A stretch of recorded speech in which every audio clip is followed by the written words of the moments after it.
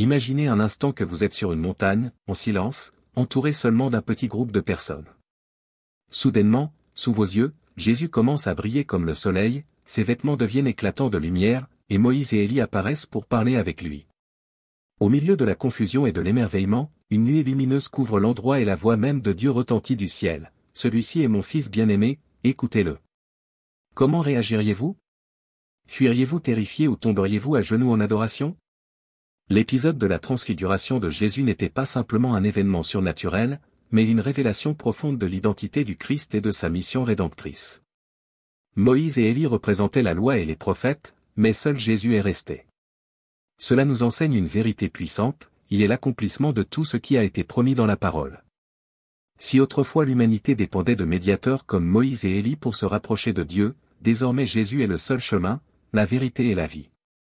Mais pourquoi cet événement était-il si important? Que voulait montrer Dieu aux disciples et à nous à travers cette expérience?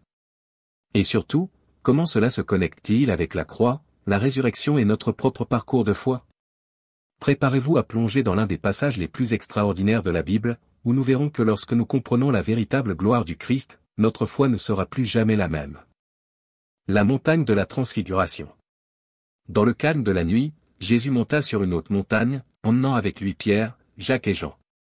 Pour les disciples, c'était un moment de plus aux côtés du Maître, mais ce qu'ils allaient vivre changerait leur compréhension de qui il était vraiment. Soudain, quelque chose d'extraordinaire se produisit, l'apparence de Jésus fut transformée. Son visage resplendit comme le soleil et ses vêtements devinrent d'une blancheur éclatante. Imaginez-vous à leur place, voyant cette scène glorieuse, un aperçu de la majesté du Christ caché pendant son ministère terrestre. Mais la surprise ne s'arrêta pas là. Moïse et Élie apparurent à ses côtés et commencèrent à parler avec lui.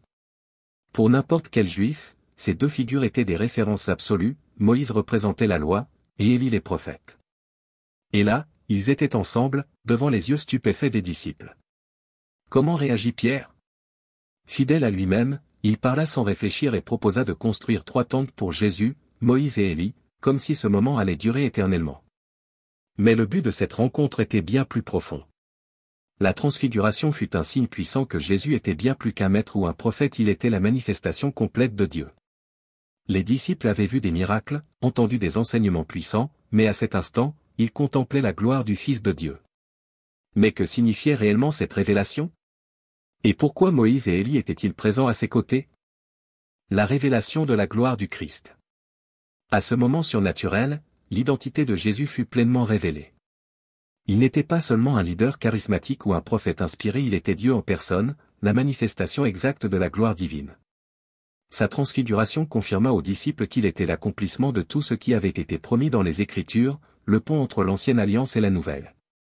Imaginez l'impact que cela a eu sur Pierre, Jacques et Jean. Ils se trouvaient face à une réalité céleste, un aperçu de la majesté qui serait un jour révélée à toute l'humanité. Mais ce qui rend ce moment encore plus profond, c'est la présence de Moïse et Élie. Ces deux figures représentaient toute l'histoire de la foi juive, Moïse incarnait la loi, et Élie, les prophètes, tous deux annonçant la promesse d'un sauveur. Et maintenant, ils parlaient directement avec Jésus. Cela signifiait que tout ce que Moïse avait écrit et tout ce que les prophètes avaient annoncé était en train de s'accomplir en lui. Cette scène proclamait une vérité essentielle, Jésus n'est pas venu abolir la loi et les prophètes, mais les accomplir totalement. Imaginez être Pierre à cet instant. Sa tête devait bouillonner d'interrogations, essayant de comprendre la grandeur de ce qu'il voyait. Il voulait figer ce moment, construire des tentes pour eux, mais il ne comprenait pas encore que le but de Jésus n'était pas de rester dans la gloire de la montagne mais de descendre pour accomplir sa mission sur la croix. Et vous? Avez-vous déjà pensé que la foi ne consiste pas à s'attarder dans les moments de gloire, mais à avancer pour accomplir le dessein de Dieu? Moïse et Élie, représentation de l'ancienne alliance. La présence de Moïse et Élie à la transfiguration n'était pas un simple détail. Chacun d'eux portait une signification profonde, représentant les piliers de l'ancienne alliance de Dieu avec Israël. Moïse était la personnification de la loi, celui qui avait reçu les commandements directement des mains de Dieu sur le mont Sinaï. Il était le médiateur entre Dieu et le peuple, apportant direction et ordre à la nation choisie. Élie, quant à lui, était le grand prophète qui avait confronté l'idolâtrie et appelé le peuple à la repentance, incarnant les prophètes qui annonçaient la venue du Messie. Maintenant, il se tenait là, devant Jésus, confirmant que tout ce que la loi et les prophètes avaient annoncé trouvait son accomplissement en lui. Moïse avait donné la loi, mais la loi ne pouvait pas sauver. Jésus était venu pour la compléter et offrir le salut. Élie avait annoncé que Dieu apporterait la rédemption à son peuple, et maintenant cette rédemption était incarnée sous leurs yeux. Après cette vision céleste, les disciples étaient troublés, ne comprenant pas encore l'ampleur de ce qu'ils venaient de voir. Mais Dieu lui-même allait clarifier toute confusion avec une intervention spectaculaire. La voix céleste. Au sommet de ce moment glorieux, une nuée lumineuse couvrit la montagne, et la voix puissante de Dieu retentit, « Celui-ci est mon Fils bien-aimé, écoutez-le. » Matthieu 17h05. Imaginez la scène, les disciples, déjà stupéfaits par la transfiguration de Jésus et l'apparition de Moïse et Élie, entendent maintenant la voix du Père céleste. Ce fut un instant de révélation divine absolue. Si auparavant Moïse et Élie annonçaient le Messie à travers la loi et les prophètes, maintenant Dieu lui-même déclarait que Jésus était le centre de tout. L'ordre divin était clair, écoutez-le. Cela signifiait que désormais, toute autorité était entre les mains du Christ.